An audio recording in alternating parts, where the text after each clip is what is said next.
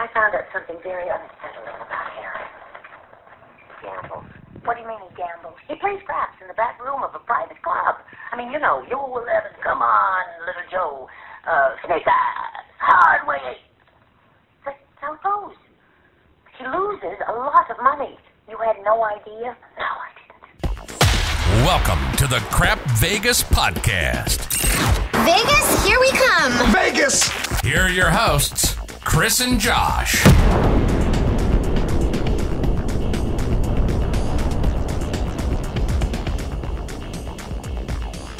Hello, everyone, and welcome to episode number 37 of the Crap Vegas podcast. I am Chris. He is Josh. Josh, how are we doing today? Are we at 37 already? Jeez. 37. Can you believe that? I cannot believe it. Well, how am I doing today? We're in a little bit of a tizzy around these parts. Oh, it's a little messy right now. Not going to lie. So we are recording this as we usually do on Tuesday, and this is Tuesday, September 12th that we're recording, right smack dab in the middle of the MGM cyber attack debacle. Just pure disaster. Yeah. And here we are thinking, what are we going to do to resolve this problem? Because Josh and I are scheduled to arrive on Friday at a beautiful MGM property with a lot of things tied to it. And we don't know if we can stay there, not stay there, what we're going to get, what we can't get. And we are desperately trying to figure out if we need to make some last minute changes. So by the time this show drops, it all may be resolved and everything might be golden. Doesn't look good right now, though, I'll tell you that. It sure doesn't. I know, Chris, that my company that I work for went through a cyber attack several months ago, or maybe it was last year. I've lost all track of time, but it was a big deal, and it took many months to get fully resolved and back fully operational. There were little pieces that took forever, but it was it hit the company pretty hard, I think, and I wouldn't be surprised if MGM, if this is a long-term, maybe we don't see it as customers. Maybe they get customer operations back up and running pretty quickly, but I think this is going to be a big deal for them. Josh, I don't think this is the last time we're going to talk about this issue today. No. Before we get too far, let's tell people how to get a hold of us. Like always, you can reach us on email. That's podcast@crapvegas.com. You can reach us on our Facebook page. That's crapvegas.com/Facebook. You can leave us a voicemail, crapvegas.com/voicemail, or by far the easiest is on Twitter, as Josh always wants to interject, X. It's not that, Josh. Always. But he is at Vegas Duffy. I'm at SmallWhale13, or the show page is at Crap Vegas. I do see, Chris, that every, news article that I see online, where it's referencing something from Twitter, always says X, formerly known as Twitter. Like nobody knows what it is. I mean, I have to imagine if you're a boomer, like you're over 50 years old, like you, Josh, you have no idea what X is. You're just like, what is this X thing these kids are talking about? I know X. I know TikTok, as we'll find out. I know everything. I don't even think I was going to bring that up. But Josh, for those that do follow us on there, we have put out our first TikTok. I made it sitting in my bedroom the other night when just recording some audio over a couple stupid things just to see if it actually got any traction. I think it got like 1,000 views, which was really exciting. It shouldn't be exciting, but it was. And now I'm motivated to make more of them so we can be TikTok famous. That's right. And Chris, what's our handle on TikTok? It's just Crap Vegas, right? It's at Crap Vegas. Yes. Because I reserved that early, so that was good. We are ahead of the game. Go find us on TikTok at Crap Vegas. Give us a follow on there. See our one video that Chris made. That I made that took me about 20 minutes. So if you like it, awesome. If you didn't, well, screw you. You know what? We tried. Back to the whole Twitter thing, I can't help but wondering if at some point Elon will sell Twitter to somebody and they'll change the name back to Twitter. I fully imagine that will happen. That's what I think is going to happen eventually, yeah. I think the name Twitter will come back and everybody's going to be super excited when it comes back, and the blue logo is going to come back with the bird, and everybody's just going to jump for joy. Mostly the blue logo seems to still be there a lot. I don't know. Well, they keep words like tweeting around, but they try to get rid of that as much as they can. They've tried to rebrand everything. I am not a fan of that change, but anyway, enough Twitter talk. I don't own it. Yep. Okay, let's talk about previous episode feedback, Josh. Not too much this week, but a couple things I wanted to mention. We got an email from Johnny B. He said, "Hey guys, really enjoyed the last episode and discussion of Vegas versus other destinations. I am similar to you and that I typically go to Vegas just to gamble and don't venture off. I guess I always choose Vegas because it feels like where to go, but I never actually considered that I have the same gambling opportunities at home. Thanks for making me think, Johnny B.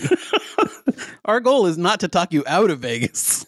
No, we're not trying to do that. We're just literally saying that, yes, the gambling only portion you can do, probably less than most folks, can do pretty close. But I'm glad we got you thinking, and maybe you'll become a local and be one of those people that they know you when you come in and pull up a chair and at the dice table. And that's what we are. We're a very deep thinking podcast here that just we elicit the most broad conversations and deep thoughts. We're known. Yeah, that was deep for sure. Yeah. We also got an email from Eric S. He said, Chris and Josh, you guys have talked a lot about your love of both Wynn and Aria, but why is it that you always talk about Aria and not Bellagio? I would think you would always stay at the top property and was just confused about that. I'll be out in Vegas in October. Hope to meet you guys soon. Josh, why do we always talk about Aria, not Bellagio? Well, a couple things. I think there is a debate on the MGM side about which property is nicer, Aria or not nicer, but there's a debate about which property is better, nicer, the best of the MGM properties. And I think it goes back and forth between Aria and Bellagio. But one thing that Bellagio doesn't have are the sky suites. And I think that really sets, in my opinion, that sets Aria apart a bit. I haven't seen anything like that at Bellagio. Now, in defense or in whatever, when I was a regular player at Bellagio, I was not playing at the limits that I play at now. So I wasn't offered the type of suites that we get, for instance, at Aria and Sky Suites at Bellagio. So I haven't stayed at the top level rooms at Bellagio. I have stayed in suites, but if they have anything that's comparable to Sky Suites, I haven't seen it. So that's the first thing. The other thing, just from and we've talked about this before, Chris and I have the same host or have at Bellagio that we don't care for. He was not responsive, and I would say not responsive is putting it nicely. Very polite. And he was not my original host. My host was actually decent there. And then he left for whatever reason. I don't know. He got fired. He quit. I don't know. But then I said, okay, Josh, who's your contact? I'll reach out. And I gave him this great person. And we always use the initials JD so that we don't give away too much information. But it turns out we're not the only people that have had this issue with this individual. It is extremely common on Vegas Twitter to find people with the same sort of issues. And when you don't have somebody that you can easily work with that you like, and I do not find the property to be as nice. And I mean, from our perspective, like Aria, we're never going to be in the top villas. That's not who we are. That's not our play level. But we're also not normal room people usually. That's not where we fall either. Aria has the best kind of middle ground where they not only have suites, and I've stayed in most of Aria suites now at this point, but they also have that elevated sky suite so that you almost get what would be considered like a tower suite experience at Wynn, except I feel like it's almost on steroids because it truly does have its own, special area and special rooms and all that stuff. And it feels more segregated than you would be like at Wynn in a tower suite room. Yeah, it really does. And as I said, I haven't seen anything like that at Bellagio, and I don't believe there is anything like that at Bellagio. I still love, and I think Chris does too, we love the casino floor at Bellagio. I love to play there. The craps dealers are some of my favorite that I've ever played with. I really enjoy that. We just don't get over there as much anymore. I don't have credit at Bellagio, so that's effort to go and play there. But it's, we usually we play where we stay. I think most of you guys do, and that's why we don't get over there as much. Yeah, the only downside about playing at Bellagio, Josh, on those craps tables, I don't know if you remember this, but all of their craps tables have like zero padding. So when you throw the dice, they land and make the loudest clank you've ever heard on the table, and they just die. I'm sure if I was a dice setter, that would be amazing. But that's what I was going to say, Chris. That's where you go if you're a KCS, apparently. Oh, absolutely, because those dice, they die. I mean, it's just a piece of plywood that they put a thin layer of felt over. The other thing, Chris, for me, that I know this is silly, but you guys know me, and maybe I like casual dining a lot. And I don't think Bellagio has as good casual dining options as Aria does. Specifically, you all know my rant about Bellagio has... Chris knows what's coming. God damn it, Josh. I have to say it since we got asked. A couple episodes since this came up. I know, exactly. I have to repeat it. So snacks at Bellagio was my favorite place to go for late night food and that kind of thing, Eric. And they had milkshakes that I thought were fantastic. They took milkshakes away during the pandemic. They still have shakes on the wall, like written on the wall that you can get shakes there. And it drives me nuts that you can't get shakes there. It's still on the menu. You go on the website, it says shakes. I'm going to beat this horse until I die. Josh, as a lawyer, is strongly considering a false advertisement suit against them. Right. He's really been pondering it back and forth, and maybe it'll be a class action suit soon. We'll get everybody That's involved. right. But no, in all seriousness, the casual dining is an issue for me. I just don't think it's as good at Bellagio, even close to what, all the options at Aria. Yeah, I agree. Okay, so we have a special guest this week, and Josh is just, he's the best. I'm going to let him lead it this time, which is very strange, but we're going to do something different. Josh, what do you got? Yeah, as you said, Chris, we're going to go in a little bit of a different direction today. So I think a lot of the reason a lot of us love Las Vegas is the idea that anything is possible.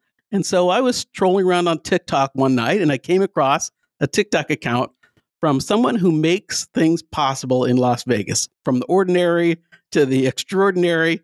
His name is John Evans, and he goes by Vegas Errand Boy on TikTok. And so, John, I thought it'd be fun to kind of take a look under the curtain, behind the curtain, whatever it is today, a little bit about some of the behind the scenes things that go on in Las Vegas that you're a part of. I thought it'd be fun. I thought a lot of people would like it. So why don't you introduce yourself and tell us a little bit about your business? And by the way, before you start, John is calling us today from his car or van because he is a man on the move. Always. So I run a errand and delivery service in Las Vegas, and our customers are we don't advertise or go after the general public for the most part, or even tourists for the most part. We work with the casino VIP lounges where they have high-end guests, a lot of times celebrities, but not always, sometimes just incredibly wealthy people. And those folks, when they're staying in the casinos, they often want things, whether it be a shopping list from grocery stores or Korean food in the middle of the night or whatever. We've been asked to go and pick it up and deliver it. Somebody told me, man, you should go on TikTok and just tell some of these wild stories. And so I started doing that and never knew I'd have a following. Don't post every day because I don't have wild. Some days are just boring, plain, go to the grocery store and deliver this or that. When we have something interesting, I post that, but they're not embellished or made up. It really happened that way. So how did you get started in this?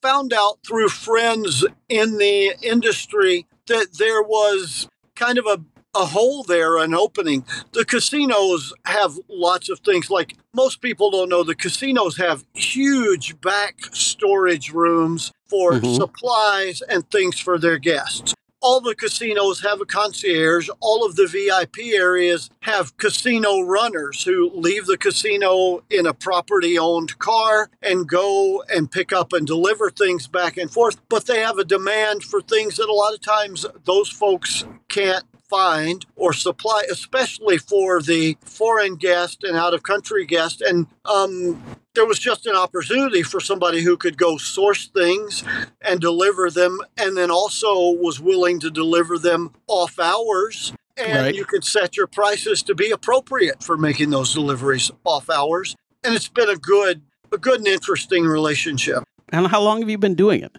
Been in business 14 years. Okay, gotcha. And you have, am I right that the business is actually called Beck and Call? Is that right? That's correct. And how many employees do you have and cars and that kind of thing? We've got 3 vans that are on the road, have a total of 5 employees, and then a huge number of gig staff, I'll call them, or short. Like we get asked a lot of times to do elevator attendants, or for a convention, they want to move a group of 300 people from a convention area all the way through the casino and out to a different casino or to bus parking. And we need 8 to 10 people to be human directional arrows and traffic directors and help those people not get sidetracked by all the bells and whistles and naked women in the casinos. Do you find yourself getting starstruck sometimes?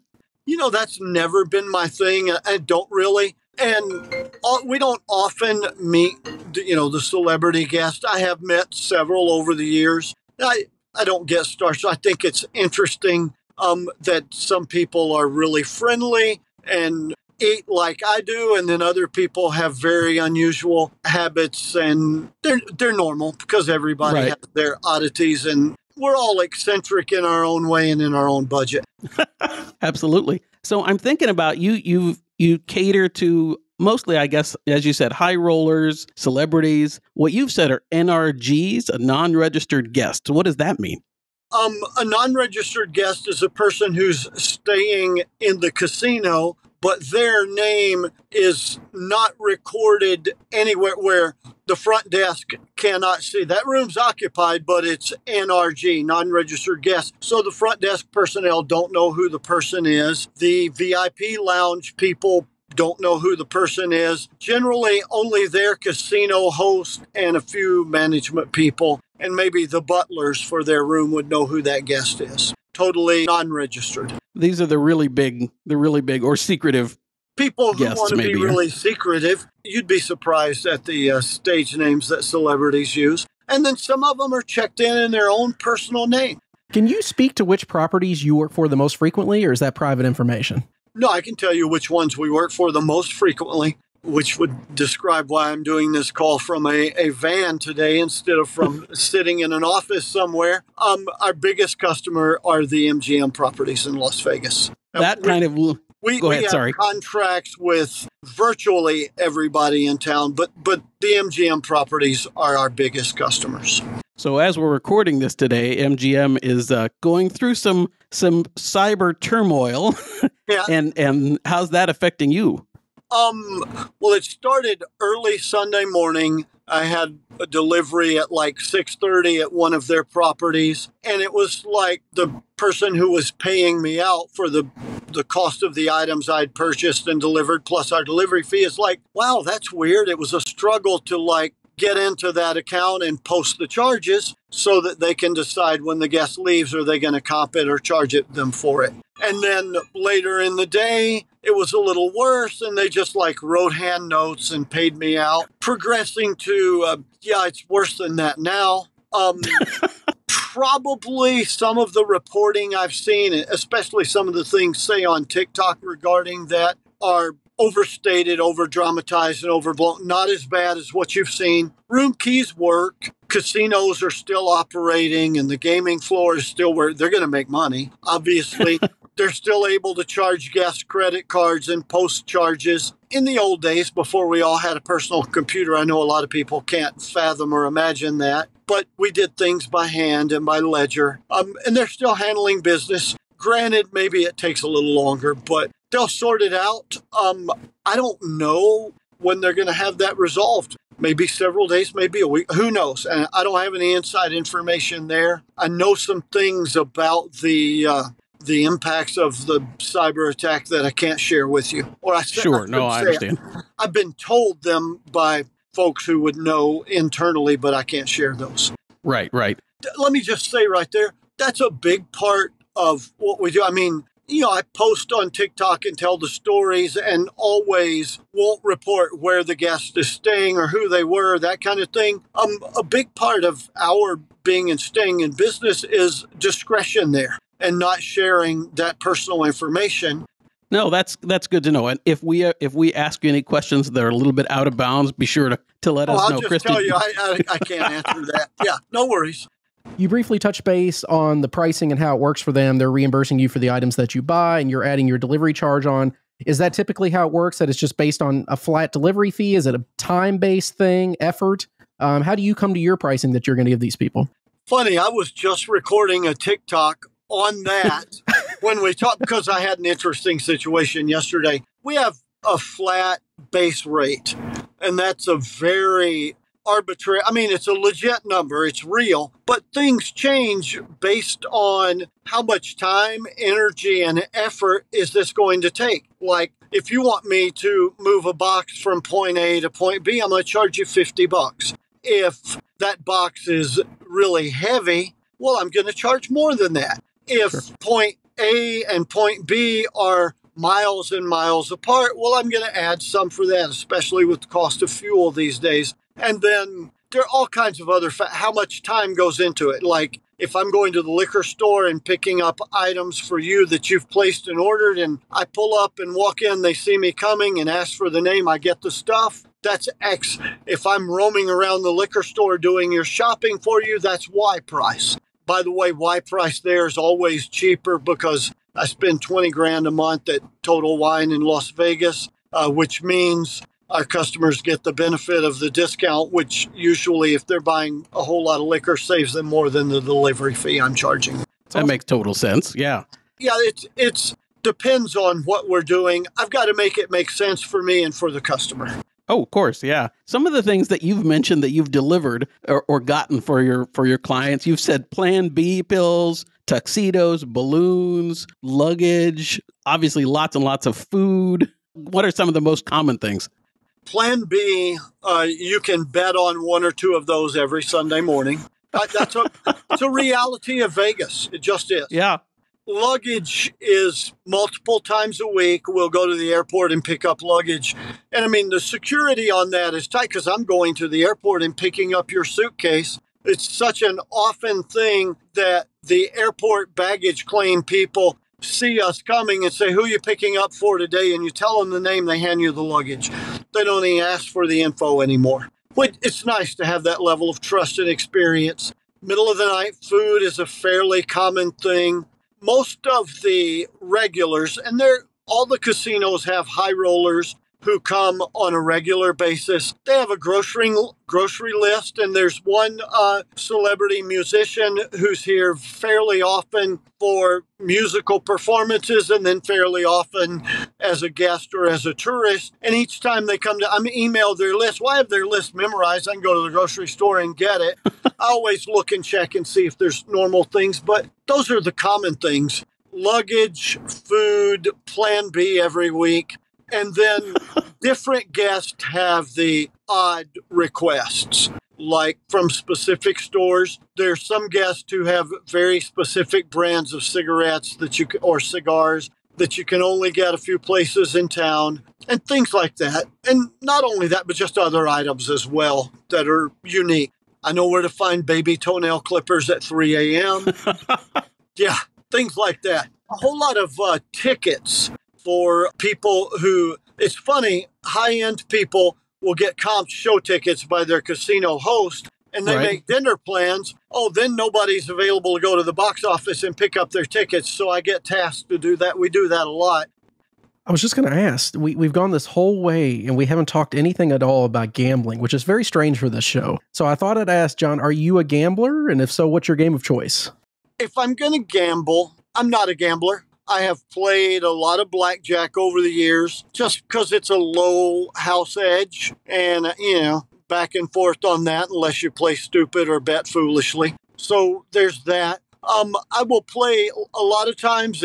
Give you an idea of my gambling habit. If I'm waiting on somebody or meeting somebody, I'll put $20 in the video poker machine, get the free drink. If I get a few bucks ahead, I'll cash out. And, if I'm $2 or $3 ahead, I'll tip that to the bartender. So I walk away broke even, got a free drink for a tip. Occasionally, I'll make a decent hit and walk away with money in my pocket. But that's about it. If you live here in this town, you've got to control your gambling habits or be a professional enough that you win. So there's that. Makes total sense. The guests that the casinos have us do backflips for and do all kinds of wild things, they're gambling big. Like I know of one guest who plays baccarat at $40,000 a hand average bet. That's pretty significant. That's a little above us.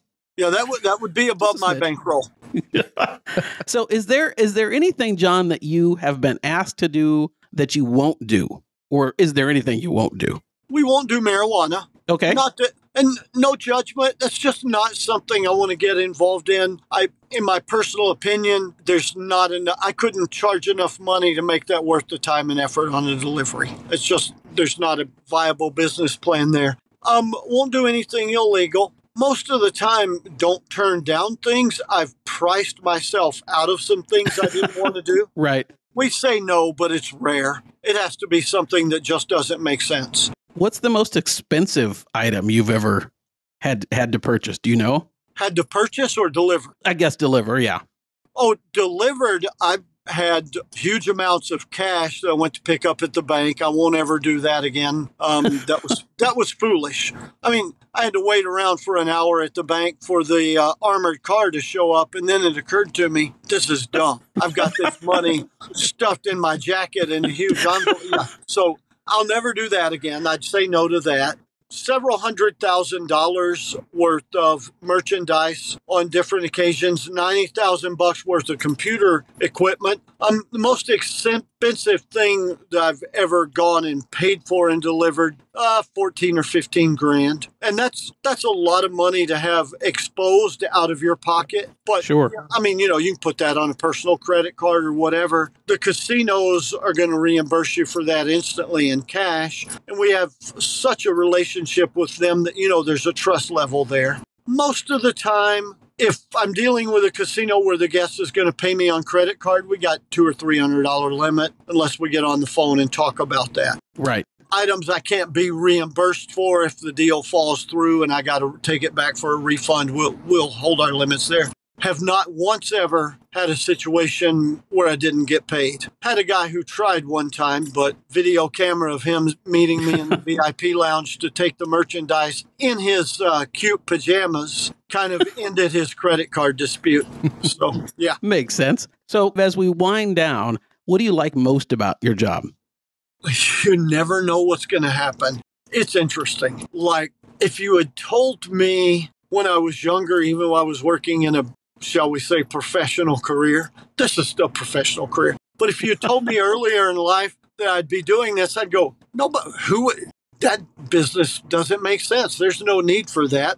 So that's surprising. But getting to see the inner workings and what goes on behind the scenes, if you had told me that I would have been delivering to-go food from one of the finest restaurants in Las Vegas, I would have said, why wouldn't you go have the fine dining experience instead of pay somebody to deliver it to your room? So that would have been a struggle. If you had then told me that, along with bringing this food from one of the most expensive restaurants in Las Vegas, we want you to stop at the adult toy store on your way, and wouldn't have believed it, but yeah, I've been there and done that. If you had told me that I'd wake up one day and deliver what at least somebody like me I'd call a torture device to the Adult Video Network convention, I would have said, nah, I'd never do that. But yeah, been there and done that. So what I like about it is that it's unique and interesting, and there's some fun life stories and some painful ones too. And it's constant learning. Just when I think I've got it figured out, you got to learn something new about how to price things or how to source things. That makes complete sense. I think I'd love that part of it too, the never knowing what's going to happen. That's a surprise every day. Yeah. That's good and bad, by the way. I mean, it's good on some instances, but other days it's like, holy crap, what?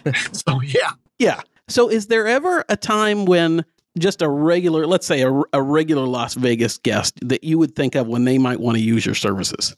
Oh, yeah, a lot. For most of the time, they're in town and they want to have snacks and drinks and et cetera in their room, and the little package stores or whatever inside the casinos are crazy expensive and don't have what they want. We'll do a lot of, they'll email me what they want and I go get it and I charge them for that. But usually, it's the liquor store runs or that kind of thing. We do a lot of that, and people will pay me on their credit card. And you go, well, they could go and do that themselves. Yeah, they could, but a taxi to the stores is going to cost, or Uber, Lyft, whatever, it's going to cost them $30 to $40 each way. Plus, they're on vacation. Their time is their biggest priority. For about the same amount of money, and I get a discount at the liquor store, they break even or come out ahead and get it delivered to them. And if, timing, if they'll meet me in the lobby, we'll take it to their room. If not, I'm going to leave it with someone and they got to get it up to their room.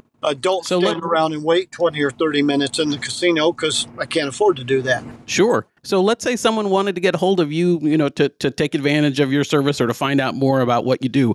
What's the best way to do that? 702-931-5600. Request, REQUEST at beckandcall.me, or message me on Vegas Errand Boy on TikTok. Perfect. And last thing, you're or a big ask golf your casino concierge. They're going to refer you to us anyway. That's one thing I was going to say too. So last thing I was going to say, you're a big golf guy. I golf a whole lot. Yes, sir. And I know we have some listeners that are, love to come to Vegas and golf. What's your favorite place to play? I play all over town. My favorite place is probably the Las Vegas Paiute reservation. They have 3 amazing courses, good prices. After that, I really like Rio Seco. I live on the 2 Revere golf courses, Anthem Country. We got a lot of great golf courses. Yeah. Here. Anthem, Cascada, Shadow. I mean, there's an abundance of good golf courses and good golf here in Las Vegas. Can I give a plug? Absolutely. Mr. One Putt on YouTube. Ooh. And that's you, right? That's me. All putting tips and then products. Got the ultimate golf towel coming out soon. A friend and I, my cameraman and I, actually have designed a very unique and unusual golf towel that's just the ultimate. If you're a golfer, you'll love it, and it'll be priced competitively. Thank you for the free plug. Yeah, you bet. Chris, did you have any wrap-up questions? Josh, you are so thorough in your planning. There's nothing I can ask that you haven't already asked. But John, I do want to say thank you for your time today. We appreciate it. You're welcome. Thank you guys for coming on. I hope we've done something interesting. And there goes the back and call phone. So yeah, perfect. But you got to get back to work and make Good some luck, money. John. Thank you so much. See ya. Take care. Take care. Okay. See you. So thanks again to John for joining us. We really enjoyed that. And hopefully you guys got something out of that, a cool story or something that you didn't know before. That whole world, when I found that John did that, came across that TikTok account, our second reference of TikTok this episode, but when I came across that TikTok account, I know, we're so I just thought, hip and cool, Josh. We totally are. Very I mean, groovy. that's right. I encourage you while you're checking out our one TikTok video to check out Vegas Errand Boy, because John does have some really interesting stories about something unusual that he's done on that day and gotten for somebody. I thought it would be fun to share that a little bit, get a little look behind the scenes. And I would say on our second guest on the show, I mean, he beats Jack hands down. Oh, we could put a poll up, Josh. Which guest do you prefer, Jack or John? Even though that would be terrific. Let's do that on Sunday. I like it. Okay. So we were talking earlier a little bit about the whole MGM mess that's going on because it impacts us pretty heavily. But let's dive into it a little bit more, Josh. So this cyber attack, I mean, it's knocked out almost every electronic system that they have that we keep hearing from everybody, whether it's, just trying to get on their website and see things on there. The website shut down. Getting on the app, you have no access there. Digital room keys no longer work. They can't issue markers at the table. The system's down. The ATMs were down. They were having to give hand pays for every slot machine that you had a balance in. I mean, it's the phone system mess. Is down. Yeah. Call this number, but you can't get through. It's down. So as we said, we've got the trip coming up, and so we're scrambling to try and figure out if we want to explore other options. So MGM, of course, has all their numbers for it. For MGM rewards players, call this number. So I called that number. I got a fast, busy signal. For Aria, call this number. I call that number. I got a fast, busy signal. For our PCS, call him. I called him. I got a fast, busy signal. Yeah, it's not good. So if you're trying, in our case specifically, we had made some last minute changes on a couple things. We were changing, flight information, stuff like that to get transportation arranged. We were changing a show. We sent all these changes in at the end of last week, early this week. And of course, we haven't heard peep and can't get a hold of him.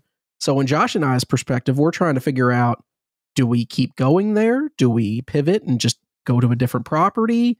What are we going to do? So we're just holding our breath right now, trying to figure out, is this really going to get resolved by Wednesday or Thursday? Or do we need to beg Wynn to let us come join us? And Chris, I don't know if you want to say, but we did make an emergency backup plan. An emergency backup coming plan to fruition, Josh. I'm telling you that. But we have temporarily booked rooms at Planet Hollywood. Oh yeah, my big offer of no free play, no money, just a nice room. But we did get comped rooms, right? We did. Oh, and I have no resort fees for me, Josh. I'm still Diamond Plus from last year. I have no resort fees because now I'm platinum. I made that platinum in a day, and that takes me out of resort fees, so that's good at least. But no, we were trying to think about other options. What could we do? The problem is, as you guys know, we don't have credit at every place. We like to play on credit, and so that limits our thinking as well. So yeah, now we have it narrowed down to calling our host at Wynn and begging for him to take us in at the last moment, which is probably most likely. Or we could stay in the Caesars room, but then go gamble exclusively at Wynn. I mean, that's an option too. But Josh, this is the second time this has happened to MGM in the past 4 years. They had another breach back in 2019 that affected over 10 million people. And this one seems pretty damn serious as well. Is this a big concern in your eyes that your data is now in the hands of effectively everyone? Well, I think there's a difference. I don't believe that the one several years ago had the impact on daily operations that this one had. That was more of a behind the scenes data breach, right? I agree. This is a big deal for guests and things just in the day to day of going to Vegas and enjoying your Vegas experience. It's also a deal, as you said, with what data has been exposed. I am already, because of several data breaches that I've been a part of, have, monitoring set up and all that stuff. And, so I'm not too worried about my own data being taken and used, taken advantage of and that kind of thing. But I know it actually has hit closer to home for you so far than it has for me, right? Yeah, kind of a strange story. So starting late last Friday, I started getting a bunch of those, short code text messages with type 12367. That's your personal code or whatever. Right. They kept sending me these things, but it had no branding on it. So I didn't know what it was for. Obviously, somebody was trying to access one of my accounts, but I didn't know which one. And I tried to respond to be like, help, and see who that was. And they're like, your only options are stop or, resend or something. It was not helpful at all. And the same time that I'm getting all these codes sent to my phone, I'm also getting a call, always originating from Chicago, Illinois, about 7 times a day. And Josh, that continues through the moment that we're recording. I had 2 calls while we've been sitting here. It's always a different number in Chicago. If you answer it, there's nothing there that I can tell. And if you call it back, it goes straight to voicemail. But I keep getting these calls over and over again. And I thought, what is going on? So I responded to the text message yesterday and just said stop. So these text messages stopped and said, you've been unenrolled. You will not receive any further text messages. I didn't know what it was that I just unenrolled from. Well, fast forward a little bit. I look on Twitter and I see somebody commenting about their BetMGM account being hacked. I saw that too, and right. I was like, well, I have money on BetMGM. The college football just started, so I actually just loaded a decent chunk of change on there. I usually make my bets in Indiana because live betting is not, available in Kentucky yet. It comes in a couple weeks for mobile betting. Well, I log into the BetMGM app, and at least I attempt to log into the BetMGM app, and it wants to send me a text code to confirm I am who I am, and it says, you've disabled text messages. You'll have to do X, Y, and Z. So obviously somebody got a hold of my credentials on BetMGM, I assume as part of this breach, and they've been trying to desperately get into my account, continuing through today, but at least for the past 3 days. Thankfully, 2-factor authentication saved me there and kept me, safe. But at the same time, getting those calls every 2 hours, you can't block the number because it's a different number every damn time. Right. So I just consistently keep getting call after call from Chicago. And now I'm watching everything that's coming across my phone to see. I'm getting, I've got a couple more code requests from different things recently. And I'm thinking, because like most people, Josh, I'm an idiot and I use the same sort of login for 90% of what I do. So if you find my BetMGM login, you probably have my my login to almost everything that I do. But at the same time, I do use 2-factor authentication for everything. So that's helped me a little bit. But yeah, it just sucks. This whole situation sucks. I don't like that my information is, for the second time in 5 years being stolen by somebody, thanks to somebody that I like to put my faith in, MGM. Does this affect the way that you do things going forward? Are you going to keep being an MGM fanboy like we are right now? Does this make you reconsider and say this wouldn't happen at Wynn, whether it would or not? Honestly, it doesn't from that standpoint. Now, I'm not, this is going to happen. This, it happens to businesses of all types. And I can say my company is so secure, it'll never happen to me now, but I don't know that. I'm not a cybersecurity expert. And I don't know, to use Wynn as an example, I have no idea what their cybersecurity protocols are and whether or not it could happen to them. So I'm not going to hold that against MGM. I think that so far they haven't been, or at least it doesn't seem to me they've been as forthright about the status of their operations as maybe I'd like to see. That's my biggest complaint so far, is that their communication during this has been absolute garbage. Because they announced that there was an issue and didn't give the extent of anything. And then they announced this morning, Tuesday being this morning, that everything was resolved and back up and working. And that is far from the truth, because nothing is working. The phones still aren't working. The app's still not working. The websites still aren't working. People are saying slot machines are still down. There's issues across the board. We can't pretend everything's okay when it's not. Now, I understand, as John said, we could go and we can gamble and the casino's going to make money and, we can probably still play craps and things like that. But it doesn't sound like, at least based on what we're hearing today, that it's going to be the experience that we are used to or that we want. So that's what we're concerned with. How about you, Chris? Do you think this will affect you longer term? I mean, if we end up pivoting to Wynn and have the best time, and full-fledged Wynn fanboys again could be reborn and that kind of thing, that could happen. I mean, I don't have a distaste for Wynn or anything. I like Neither do I. Just there 2 weeks ago. I absolutely love my trip there. It's an amazing place, and I don't know if I should or not, but I feel like something like this would not happen at Wynn. Like MGM, I feel like that too, but I don't want to be too. I mean, Wynn is so good it'll never happen. But I'm not a cybersecurity expert by any means.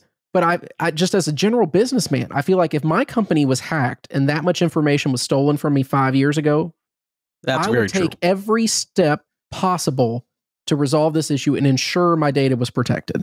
And they clearly did not do that because this is a much bigger failure than it was before. This is massive and it affects a lot more people.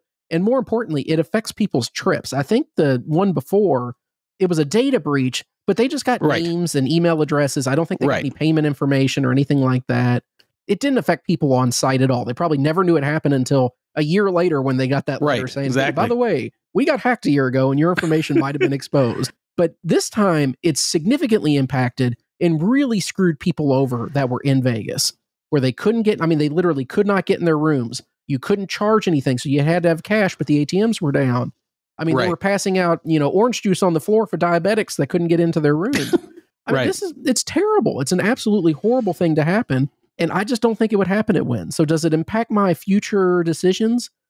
Yeah, a little bit. I don't have as much faith in MGM today as I had 2 days ago.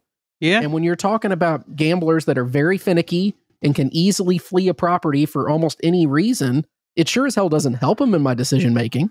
Yeah, for sure. No, and the fact that we have this big trip coming up, we will be midway through the trip when this episode drops is really a bummer. And yeah, my birthday has now effectively been ruined. So screw you, MGM. You ruined my birthday. It hasn't been ruined yet. We're going to go still drink and gamble. Even if we're staying at Circus, we're going to drink and gamble and have a good time. Okay. Well, Josh, I feel like talking about this mess that this has created is a great time to pivot to our request to listeners to tell us about their worst travel stories. Yeah, I thought so too. I thought, hey, we've got a worst travel story coming up, maybe. So we're going to have a talk about on the next podcast. Now, I've lost track because it was a couple shows ago that made me think that this would be a fun thing to talk about. But Chris, do you have any travel horror stories that you want to start with? Or you want me to share a couple? I only have one that's worth sharing, Josh. And it was a long time ago. I was 18 years old and I was going to China on a high school class trip. I took Chinese in high school. I'm fluent in French and took that forever. Took it in high school, grade school, college, did the whole mind thing. But Chinese sounded really exciting when I was in high school to take as well. So I took 2 years of it and decided to go on a trip abroad for what was roughly like 17 days in China. And we went to Japan and that whole area and went all around. It was a lot of fun. But what made it a horror story? Everything was great until we were going to come home. It was the night before, the 16th night that we were there. And China has all sorts of like touristy little spots where you can just buy random Chinese garbage that you would completely expect to find there. And one of my friends is like, oh, you should get these. And he had me buy a fake pair of handcuffs. They were plastic handcuffs. They kind of look real, but they were plastic. I have a guess of maybe where this is going. I don't know why he thought that was a good idea, but he bought like a pretend gun and I bought a fake. I don't know. We were idiot 18-year-olds. But anyways, bought that. Fast forward to the next day, I pack up all my stuff. We get to the airport. We're going through security and they pull me aside and they start kind of yelling in Chinese. And of course, my 2 years of Mandarin did not give me the necessary skill set to completely understand what was going on. But thankfully, my teacher was there with me who was fluent in Chinese. And he starts kind of going back and forth with the guy. And then he turns to me and he goes, Chris, do you have handcuffs in your carry-on bag? And I said, do I?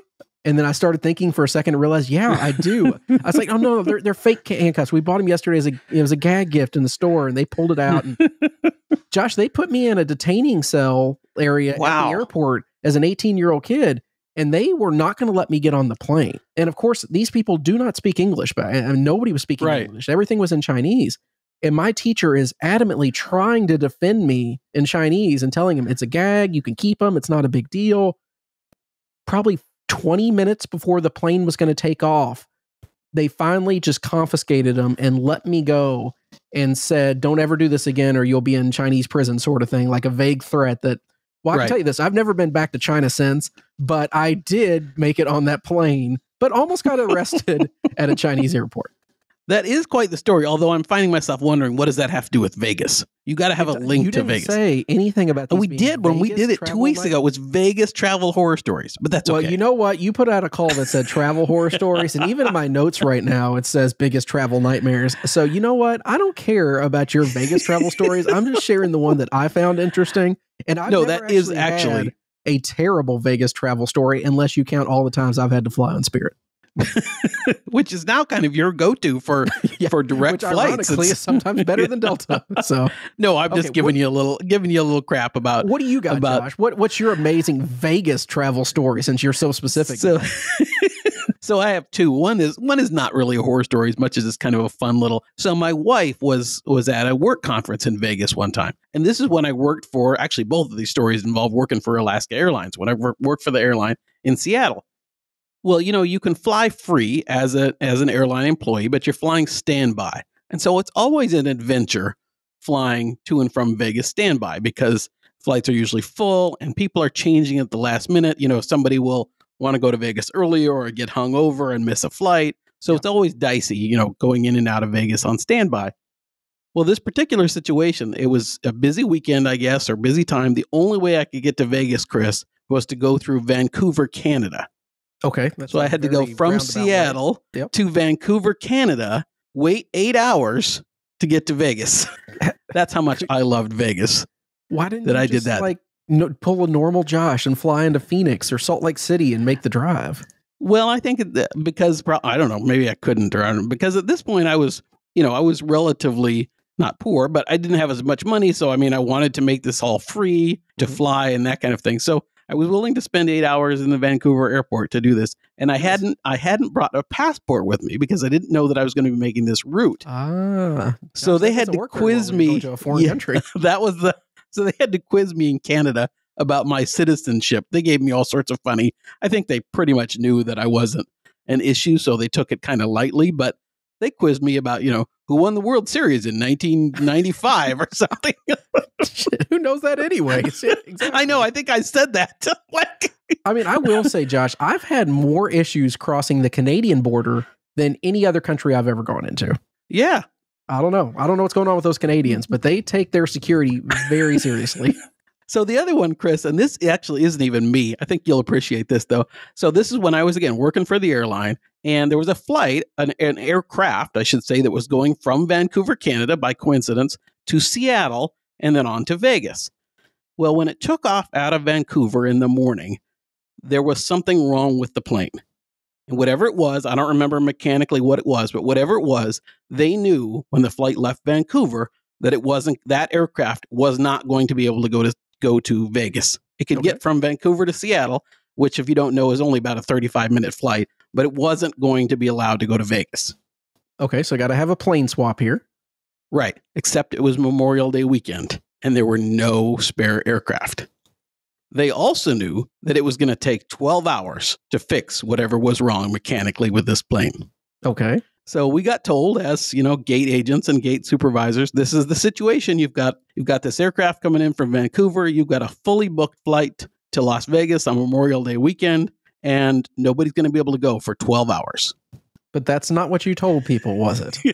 No, actually, we did, because we'd had a big talk about it. Oh, thank God. And we didn't do well, yes.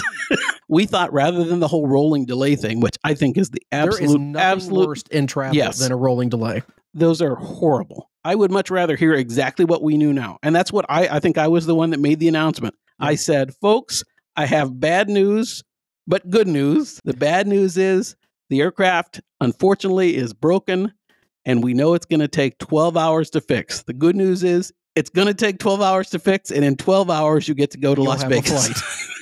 So, of course, people went bananas, as you can imagine. There was a married couple I remember that I saw that they were getting married that night in Vegas, and it was the bride and groom. The rest of the wedding party was there. For whatever reason, they weren't flying in until the day of their wedding. Mm-hmm. I managed to squeeze them on some other flight. I think I got like 6 people out on other planes. But because people were going to Vegas, somebody had the idea of and came to ask me, they said, "Hey, Josh, do you think we could arrange a van to take some of these people over to the little regional, local casinos that are near the airport in Seattle?" It's pretty much the same experience. Mini casino, mini casinos. And so sure enough, we did. We got permission from whoever had to get permission to get a couple of the airline vans to run people over to the mini casinos. Oh, geez. And Josh is driving a van over to Snoqualmie Casino. No, it's whatever the little, card room things that are by the airport to get. And then, of course, people after 12 hours had been drinking in the airport.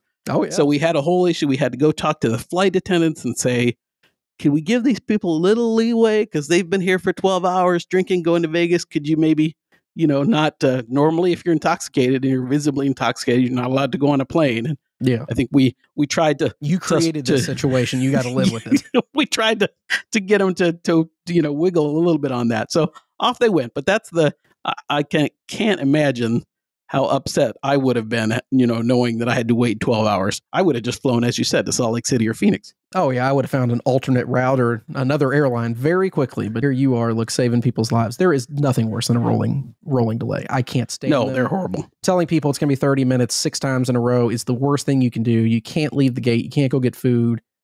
And they'll bring out those little 8-ounce bottles of water and a couple chips and like, here, you're good, right? I mean, no, I'm not. Okay, so we had a bunch of stories, Josh. I picked 2 of them that I saw just to run through real quick because we're going to run short on time here. The first one, we got a horror story, quote unquote, from Joyce. Joyce said, "Hi, Chris and Josh, sending a brief horror story about Las Vegas per your request. Nothing that terrorizing, but upset me that one of my Vegas fears came true in front of my eyes. Years ago, her husband and her checked in at the desk at Bellagio and had our room key given to us, the little piece of plastic. Made our way to our room with no waiting and thought, what a perfect start to our trip. He opened the door and I entered to see our new Bellagio room. He pushed in our luggage, and at the moment we stopped in our tracks and we both heard people in the bedroom. Luckily, it was a suite with a separate bedroom. We each looked at each other in shock. They were in bed. Yes, they were in bed, Josh, of course. I'm sure they were doing things that Jesus does not approve of. And we quickly turned and exited as quickly as we could. Of course, went to the desk to report what had happened. They didn't seem shocked or upset by it. Quietly said, here's another room. Be on your way. It's a fear I've had that someone would enter a room I'm in. I do secure the door, but have even had housekeeping enter when the door was locked. So I always have it in the back of my mind that someone can come in at any time. Therefore, I don't walk around in my underwear like some people do, and I hope this never happens to you, Joyce. Thoughts? That's a good story. I don't think I've ever gone into a room. I've definitely gone into rooms that were occupied before. I don't know if you have, Chris. Oh, I have, yeah. Multiple they times. gave me a room key and there's somebody's luggage in there or something. I've had that happen, but I've never seen anybody in the throes of passion. No, I've thankfully never had somebody in the room when I got into a room that I shouldn't have been in. There's always stuff, like you'll walk in and the bed's not made and there's clothes on the floor or something like, yeah, this isn't the right room. I've never had to walk in on anybody doing anything. I had a situation once, I don't remember where it was in Vegas, but that I had requested a late checkout. And, I think I was probably eating, having a late meal or something. And I had the do not disturb sign on and I had the security lock on and housekeeping still came in and I was mad. I'm like, what does a guy have to do to be not disturbed? Like I requested a late checkout. I had the sign on, everything, and somebody still tried to come in. Yeah, that is kind of ridiculous. You can take every step, the red light, and they still want to bang on the door. I don't appreciate that. One last story, Josh. It's a DM from an anonymous patron. We're not giving any identifying details here. Big secret. Although I know, sorry, Chris. Although I know the story you're going to read, Chris, and it seems to me there are a few details in the story, but this is what we were told we could report. Too, so you know what? I didn't write it, and I said I wouldn't say he or she's name. That's right. Here we go. It says, in Vegas with my wife, then girlfriend, maybe 10 years ago. Our last night there, we went to Venetian and had dinner at Emerald Steak Place, Delmonico. Highly recommend, by the way. After dinner, we played at Venetian. The lights at the casino really bothered my wife, and she started getting really severe migraines as a result. At that point, it's close to midnight, and we're back at our hotel at Caesars. I called the front desk for medical help, and EMTs came to my room, probably thinking it was a drunk girl issue.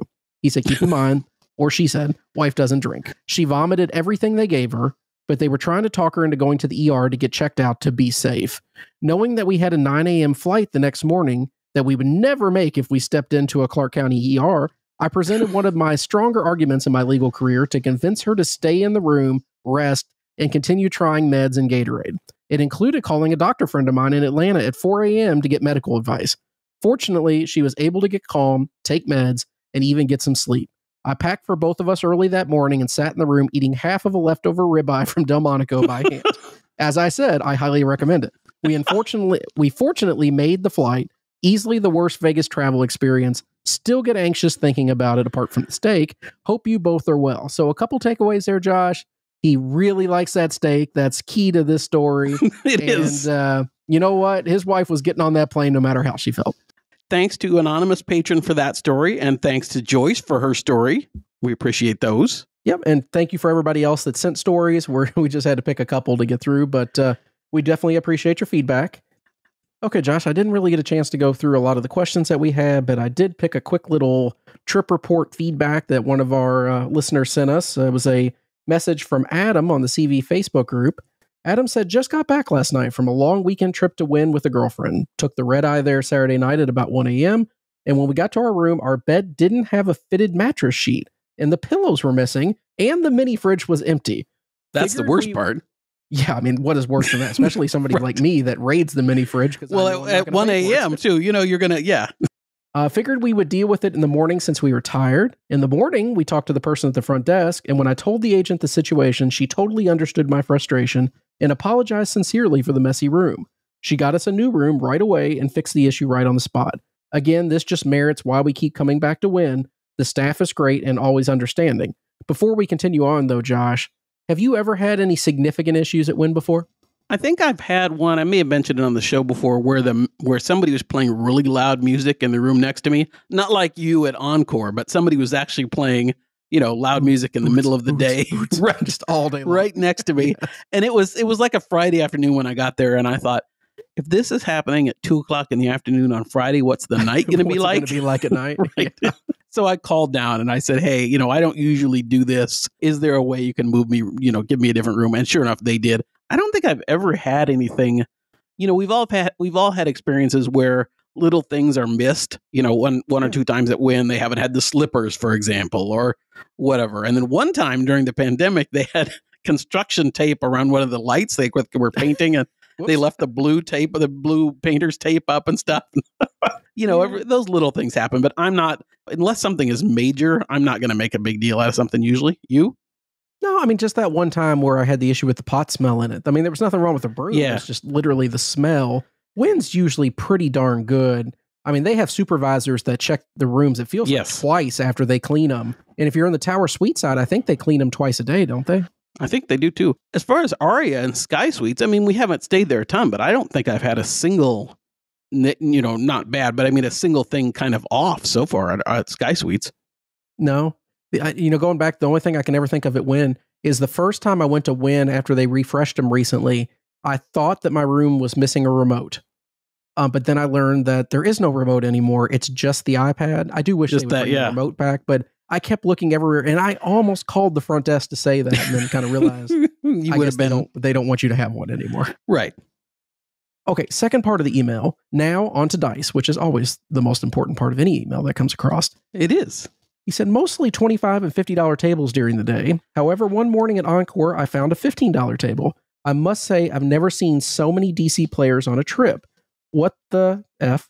More than a few times when a Darksider came to my table, multiple points were hit, which I enjoyed thoroughly with them eventually leaving or running away. Overall, it was a good trip with some poor sessions and some great ones to finish about even. The dealers that win are always friendly, kind, and always willing to answer questions. More importantly, they go out of their way to thank you for any tips and wagers made. We will be back soon. P.S. We found two Heidi's machines separate from each other on the Wynn floor. And Josh, we haven't talked about that on this show, but I did take a brief trip to Wynn 2 weeks ago that I wasn't planning on taking. And I can confirm I did see a Heidi slot on the floor. Now, the problem is, though, and thanks, Adam, for those comments, but the problem is on the Heidi machines, Chris, if they're not together, they're not. I mean, how can the brothers be, we might just not be able to play them? We're just piggy banking Huff and Puff people now, Josh. I mean, we've grown as slot players, and now we play the more sophisticated slots. Now, I'm not going to say if I go and I'm there for longer than Chris that I won't find myself at a hiding machine. It very well, probably, could, maybe, most likely happen. Table limits, though, Josh, we've mentioned that a lot of times. Encore has a $15 table. I found almost every day. A lot of times, if you go in the morning, especially during the day, especially like from 6 a.m. to noon, you almost always have a $15 table. And last trip I was there a couple weeks ago, both tables open at Encore $15. And that's not uncommon. At Wynn, to find a $15 table, maybe on a Tuesday morning at 6 a.m. you might it's find not one very if often it's dead at all. It can happen. We've seen it more than once. Yeah. But for the most part, Wynn starts at 25. And more than likely, 90% of the time, the lowest you're going to find is 50. That's really their sweet spot, is $50 and $100 tables. But dealers, Josh, I mean, I think he's spot on there with all his comments about the dealers at Wynn. They always are the best. That's why we say that we like going back there, even when things aren't as good for us there. Those dealers are the ones that bring us back. And I know dealer Rick right now is listening to this saying, when are they going to say my name and how amazing I am? And he tried to call us out on the Facebook group for me making some comments about him. That's right. Just nothing gets by him. And unfortunately, he listens in the first couple days. So I get instant feedback from him. So Rick, if we see you this weekend, or if we will have seen you this weekend, we're glad to have seen you. Yeah. And you know why we saw you. And Josh, maybe just for the hell of it on Sunday morning, we'll run by and say hi and get some Tower Suites coffee on our card so that it gives us a $0 gaming day like you do. Oh, I could be in trouble if we have to stay at Wynn since I had my... right. Your ADT is just teeny tiny now. That's right. One final comment, Josh, I will include before we get to the very end here. We did get a message on the CV Facebook group from Austin. Austin said, I love when I can tell where Chris made Josh take out a snarky comment that happened despite great editing.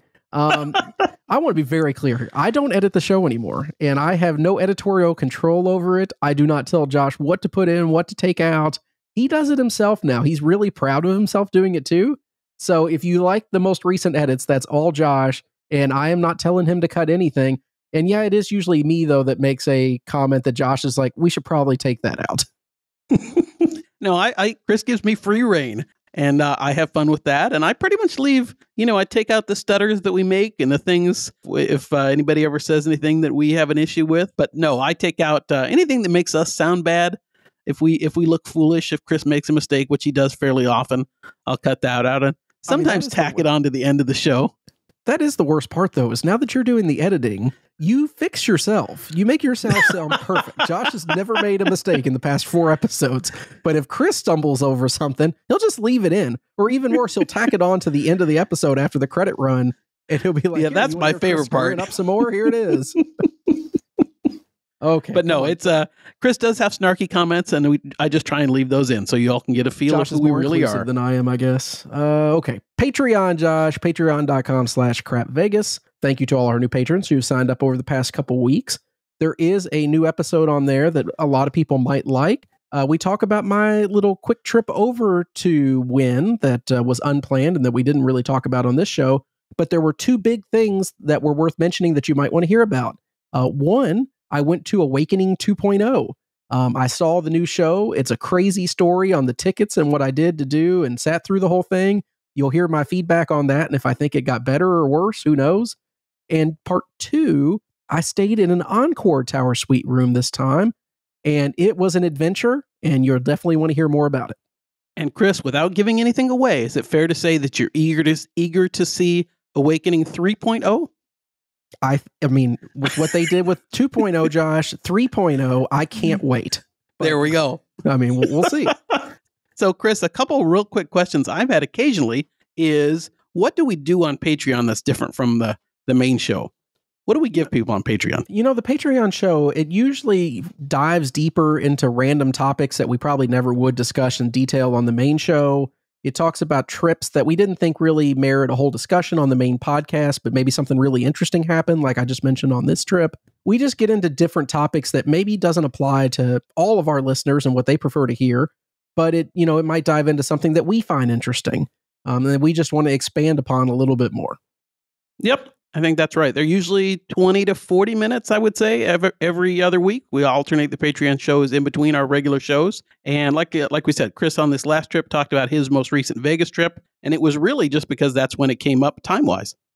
And I think another thing that a lot of people do like, Josh, is we do have a tendency to do a lot of like giveaways and contests and stuff like that on there. I mean, we do this because we love it. Josh and I just enjoy sitting down and talking every couple weeks, or in this case, every week. You know, we're having that big survival contest for the NFL right now where we're having over, $400 or $500 in prizes. We'll randomly give tickets away sometimes. We'll have giveaways for other stuff.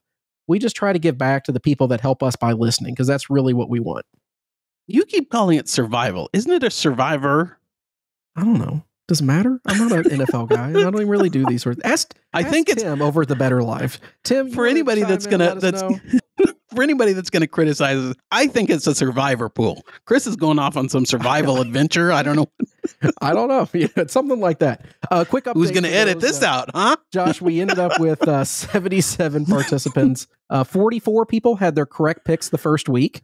28 were incorrect. But those people got saved by their one mulligan that I gave them that they can use. So they're still in. And 5 people just didn't make picks at all after signing up, even though I reminded people at least 100 times. But you know what? You still got a mulligan.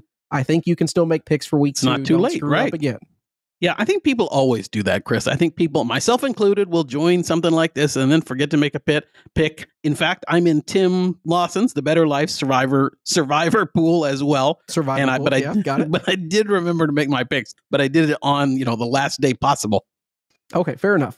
So a big shout out to those that have joined in the past 2 weeks. That's Ray Day Pinball, Robert V, Timothy K, Ashley R, Oliver L, and Terrence B.